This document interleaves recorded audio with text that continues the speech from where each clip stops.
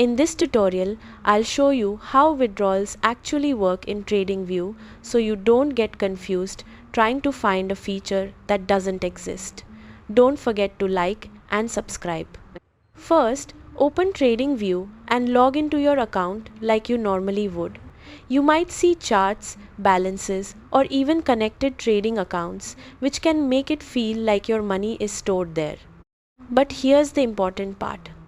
TradingView is not a broker, it's only a charting and analysis platform. That means you cannot deposit or withdraw money directly from TradingView. Your actual funds are always held inside your broker account. So, if you want to withdraw your money, the next step is to go to the broker you connected with TradingView. This could be something like Interactive Brokers, Coinbase, or any other supported broker. Log in to your broker's website or mobile app. Once you're inside your broker account, look for options like withdraw, funds, or transfer. Every broker has a slightly different layout, but the process is usually straightforward.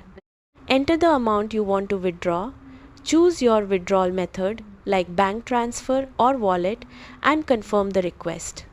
After that, your broker will process the withdrawal based on their timelines.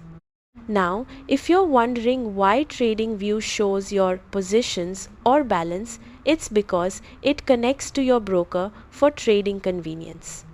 It lets you analyze and place trades, but it doesn't actually hold your money. That's the key difference.